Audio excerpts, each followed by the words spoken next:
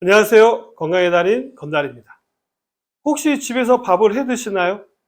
요즘은 1인 가구도 많아서 집에서 밥을 아예 해 먹지 않으시는 분들도 계시다고 하더라고요.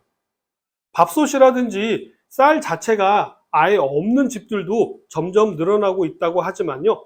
그래도 아직은 집에서 밥을 해 드시는 분들이 훨씬 더 많으실 텐데요. 쌀을 씻으실 때 어떻게 씻으시나요? 그릇에 쌀을 먼저 넣은 후에 물을 받아서 씻는다. 먼저 물을 적당히 받은 후에 쌀을 넣어서 씻는다. 둘 중에 어느 편이신가요? 쌀을 먼저 넣고 씻는다가 압도적으로 많으실 것 같은데요. 그러시다면 오늘 영상이 도움이 되실 것 같습니다. 매일같이 먹는 밥이기 때문에 쌀을 어떻게 씻어야 하는지 깊이 고민해 보신 적이 없으실 겁니다. 쌀을 넣고 물을 부은 다음에 쌀을 빡빡 문질러서 씻거나 겨울철에는요, 손이 차갑다라는 이유로 따뜻한 물을 이용하시는 분들도 계실 텐데요. 그래서 오늘은 올바른 쌀 씻는 방법에 대해서 말씀드리도록 하겠습니다.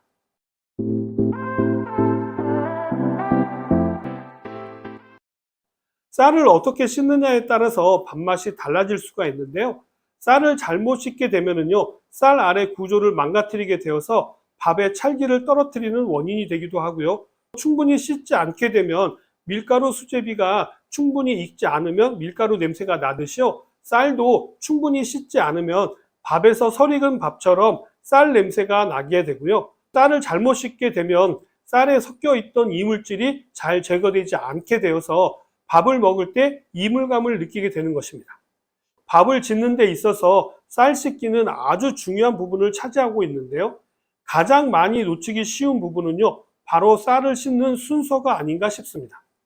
앞에서도 말씀드린 것처럼요, 보통 쌀을 먼저 세척 용기에 담고 물을 부은 경우가 많은데요. 이보다 용기에 물을 먼저 붓고 난 다음에 그 위에 쌀을 넣는 것이 쌀에 섞여 있는 이물질을 제거하는데 효과적입니다. 물을 먼저 받은 상태에서요, 쌀을 넣게 되면은요, 쌀 알갱이 사이사이에 물이 훨씬 더 고르게 퍼질 수가 있기 때문에 쌀알 사이에 섞여 있는 이물질이 쉽게 분리될 수가 있는 것이죠. 요즘은 유기농 쌀을 드시는 분들이 많으실 텐데요. 이러다 보니 쌀벌레가 섞여 있는 경우가 흔히 발견됩니다. 이때도 쌀벌레를 쉽게 분리해낼 수가 있게 되는 것이죠. 요즘은 돌이 들어있는 경우는 거의 없기 때문에 조리질을 할 필요까지는 없지만요. 다른 이물질의 경우에는요, 쌀을 씻을 때 걸러내는 것이 좋겠죠. 다음으로 많이 하는 실수는요, 쌀을 씻으실 때 쌀 씻는 용기를 따로 두고 사용하시나요? 아니면 전기밥솥에 내솥에다가 쌀을 받아서 씻으시나요? 내솥도 씻을 겸 쌀을 거기에다가 씻으시는 분이 많으실 텐데요. 그렇게 하시면 안 됩니다. 혹시 전기밥솥의 내솥을 자세히 보신 적이 있으신가요? 내솥의 색이 무엇인지 기억나시나요? 대부분 검은색일 텐데요. 이것은 내솥에 칠을 해서가 아니라요, 코팅이 되어져 있어서인데요.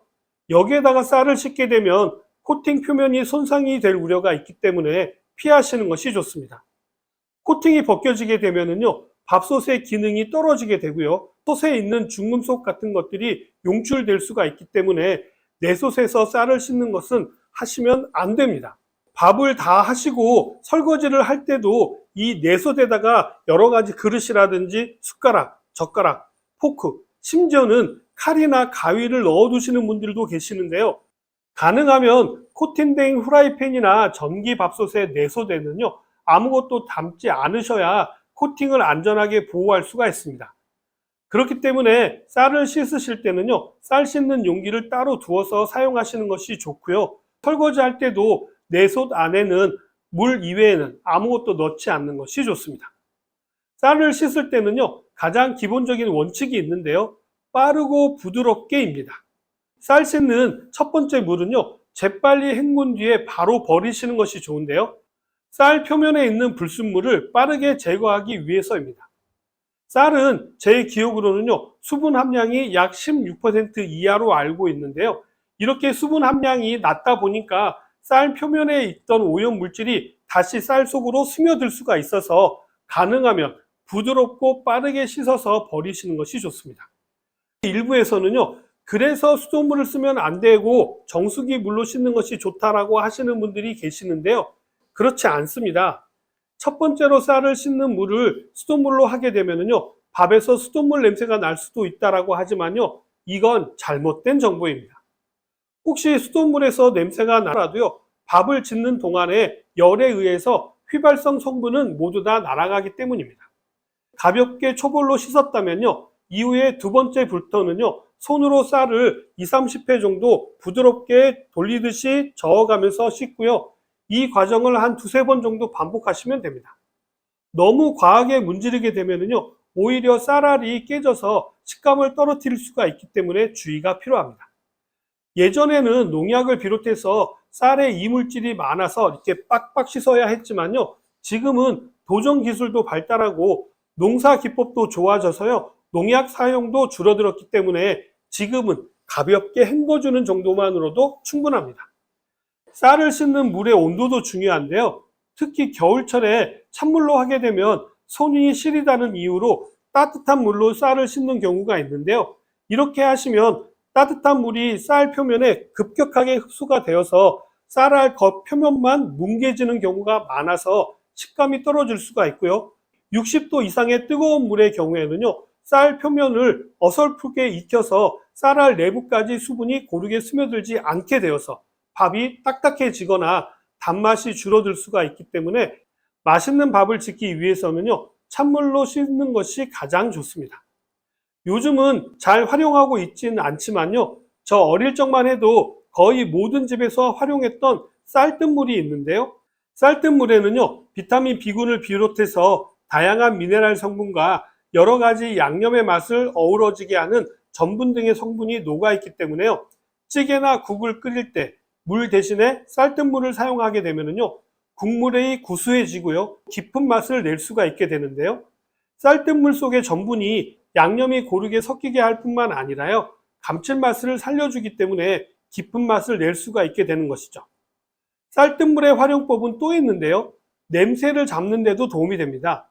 생선이나 돼지고기를 쌀뜨물에 잠시 담가두게 되면요, 생선 비린내나 돼지 잡내를 잡는 데도 도움이 됩니다.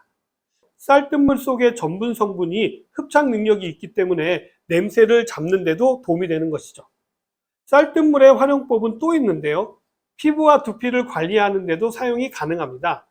쌀뜨물을 세안 마지막 단계에서 활용하신다거나 머리를 감을 때 사용하시게 되면요, 피부와 모발을 관리하는 데도 도움이 됩니다. 쌀뜨물은 실온에 오래 두게 되면은 미생물이 번식하기 쉽기 때문에요, 쌀을 씻어서 나온 쌀뜨물을 바로 사용하시는 것이 가장 좋습니다. 이때 사용하는 쌀뜨물은 3번 정도 쌀을 씻은 뜨물을 사용하시는 것이 좋습니다. 다시 정리해서 말씀을 드리자면요, 쌀을 씻을 때는 물을 먼저 붓고 쌀을 넣은 뒤에 찬물로 빠르고 부드럽게 헹궈내시고요, 빠르게 물을 버리시는 것이 중요합니다. 다음으로 너무 강하지 않게 쌀을 한 3번 정도 씻으시면 되는데요, 코팅이 된 전기밥솥의 내솥은 사용하시지 않는 것이 좋고요, 찬물로 씻어야 한다는 것도 잊으시면 안 됩니다. 이렇게만 해도요, 밥맛이 달라질 수가 있기 때문에 꼭 한번 실천해 보시기 바랍니다. 오늘 내용도 좀 도움이 되셨나요? 그럼 저는 다음 시간에 더 좋은 내용을 가지고 다시 찾아뵙도록 하겠습니다. 감사합니다.